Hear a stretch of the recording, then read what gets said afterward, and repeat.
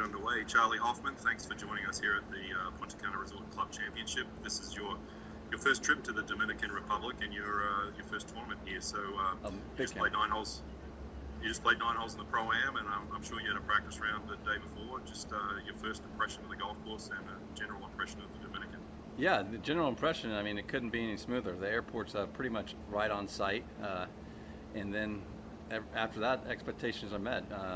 Beautiful resort, self-contained, very safe. The golf course is PGA Tour caliber with even better views. So it's a great spot to come and play, and I'm looking forward to get the competition started. 9-hole Pro-Am, great group of guys. Really enjoyed the guys I played with, and looking forward to a great week here in the Dominica. It really is a stunning place. You made your season debut at the Safeway Open with a tie for 56th. How would you assess your game currently, and what do you feel like, having seen the golf course, what you need to excel at this week to get across the line? Yeah, my game's coming around. Spent them pretty much all year last year slightly hurt, feeling healthy, feeling good. End of the year in the playoffs with a decent run, and ended a little shorter than I wanted to, but played pretty good at Safeway. The last round wasn't what I was looking for, but you know, making a cut on the PGA Tour is always good, and looking forward to playing a pretty heavy fall schedule and try to knock off some W's and get back to Kapalua and the Tournament Champions. Well, you mentioned the playoffs, and you know, you're one of the just 9 players that's advanced to the playoffs every season since the FedEx Cup's been introduced. You know, that's a pretty unique achievement. How do you rank that in your career? I mean, that's pretty high up there, I'd imagine. Yeah, I mean, first of all, health is important. I mean, it's hard to play against these guys hurt, and be able to sort of scrounge a year together last year was nice. And you can't give these young kids any edges nowadays. So obviously trying to stay healthy in the gym, trying to get my body in better shape, and use a little medicine that Bryson's sort of prescribed for everybody. Try to hit a little further, and definitely try to take advantage of distance out here on the PGA Tour. It's the new, obviously new rave, and I think all of us are trying to do it. And the closer you get to the hole, the better the scoring opportunities are. So try to hit it far and find it and go get it and make a bunch of birdies. You brought up Bryson DeChambeau's name, and I guess we should ask you just, you know, what are your thoughts on his victory at the US Open last week at Winged Foot, and just the way that he dominated the field? Yeah, I mean, as we all know, it's very hard to win any golf tournament on the PGA Tour, more or less a US Open.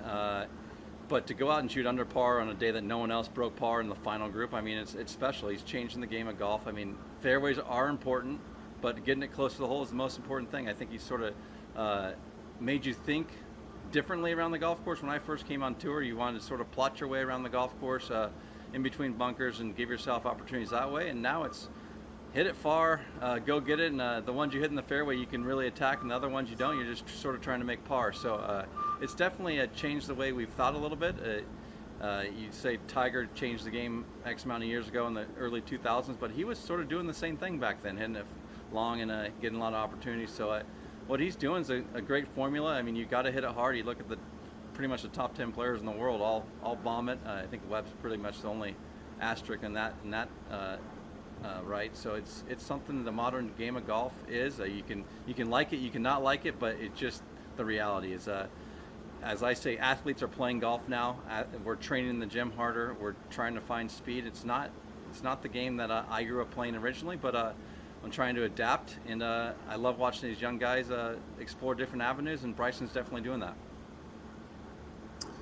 We don't have any questions in the queue right now, but I'm going to continue on here and just say that you're a member of the Player Advisory Council. You've had a particularly busy, time since the pandemic's hit us, and the way that you guys have contributed to having the tour back and playing. But this week is a little bit special because this is the first week back that we've had Pro-Am, and also there's going to be some a small number, but some gallery on the grounds. Just if you could just share some thoughts on the process to get that to where it is, and what it might be looking like going forward from that perspective at tournaments. Yeah, and to add the first international event we've had. So there's all different things we looked at for the few months that we were off. It was a call with the commissioner and his team and executive directors and other player directors that it was something that we were far from perfect on, but we put our minds together to put the best formula together to make it succeed. I'd say overall, very successful. If you would have told us that we would have ended that with no breaks, no downtime with the pandemic going on, I think we all would have been, I'm not sure if you're correct there, but to do that and now add the beginning of the season with the international event, I got to give credit to the players. We set out a game plan for the players to follow. We somewhat have a bubble once we get on site, but the reality is we travel week in and week out. We do step outside the bubble. We got to go to hotels. We got to get food. So it's something that is far from contained, and but our players have followed those regulations that we've set forth, and it's shown that we've stayed healthy. We've had no really contact tracing wise. If someone grabs it or gets coronavirus, they haven't really passed it on to anybody, which is the most important thing. We find it early, and we keep it contained to that one person, and we go on. And you know what? I give all the credit to the executive committee, the commissioner, and most importantly, the players for following the guidelines. And having said that, just from a personal perspective, how satisfying has this process been for you? And you know, communicating with the players mostly, but you know, has it been kind of, you know, has it been kind of draining in a way and made some focus away from your game, or has it been really satisfying to contribute and have this, you know, the situation that we're in now? Yeah, definitely way more satisfaction.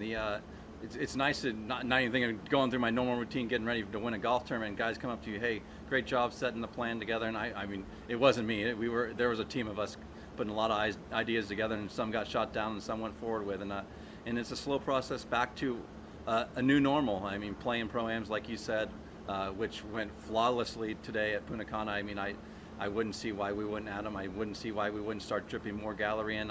We are playing golf outside. We can maintain our distance of 6 feet very easy. You really only contact you have is your caddy, and it's something that we're lucky. We're a sport that we don't have really full contact with other people like the other sports have, and I don't see us going backwards. We're going to go forward. We're going to set a precedent on how we operate, and I think the other leagues are going to follow us.